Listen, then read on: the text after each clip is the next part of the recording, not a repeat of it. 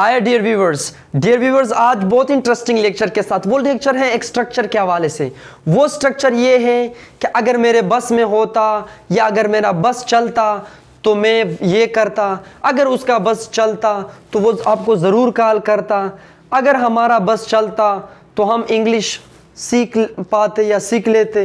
तो dear viewers, इस तरह के डेली लाइफ में इस तरह के जुमले हम बार बार इस्तेमाल करते रहते हैं। तो अब इसको इंग्लिश में किस तरह कहना है, उस हवाले से है वो lecture. If subject had one's way. जी हाँ डियर स्टूडेंट्स, इसका मतलब क्या है? सबसे पहले हम इफ इस्तेमाल करते, फिर सब्जेक्ट इस्तेमाल करते, फिर had one's way. One's way का मतलब है कि his way, my way, your way, our way, their way. तो इस सेंस में हम इसको इस तरह इस्तेमाल करते हैं।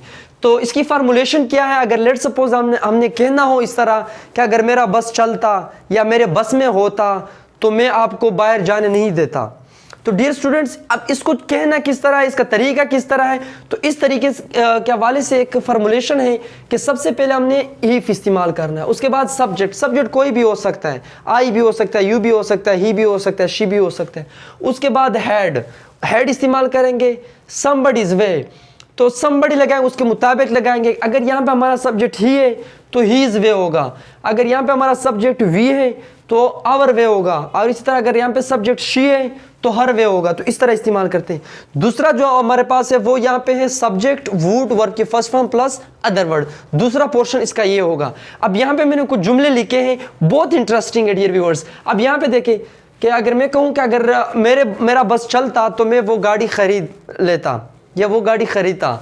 अब देखें ना, इफ आई हैड माई वे, अगर मेरा बस चलता, I would purchase a car, तो मैं एक गाड़ी खरीद लेता। तो डियर व्यूअर्स, यहाँ पे देखें, अगर हम यहाँ पे कहें कि इफ आई हैड माई वे, उसके बाद वही आई दोबारा मैंने इस्तेमाल की, उसके बाद यहाँ पे हमने वुड इस्तेमाल करना है।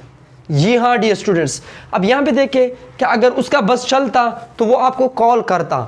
इफ ही हैड हीज वे, अगर उसका बस चलता, ही वुड कॉल यू, तो वो आपको कॉल करता।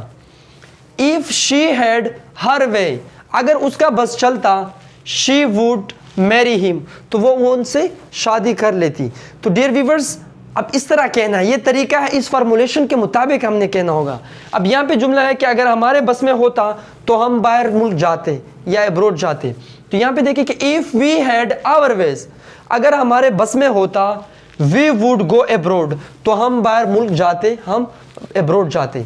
तो डियर व्यूअर्स, हमने इस तरह कहना होगा। अगर मैं कहूँ कि अगर मेरे बस में होता या मेरा बस चलता तो मैं रोज़ाना वीडियो अपलोड करता, तो मैं किस तरह कहूँगा कि if I had my way I would upload a video daily.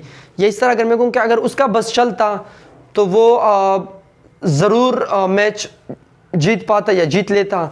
If he had his way he would win the game. तो जी हाँ डियर स्टूडेंट्स, आप लोग भी कोशिश करें अपने स्पीकिंग को, अपने राइटिंग को इस तरह इंप्रूव करते रहें और इसी तरह स्ट्रक्चर, एडवांस स्ट्रक्चर इस्तेमाल करते रहें। तो बस आज के लिए इतना ही, मिलते हैं अगले लेक्चर में। टिल देन टेक केयर, अल्लाह हाफिज़, थैंक यू सो मच।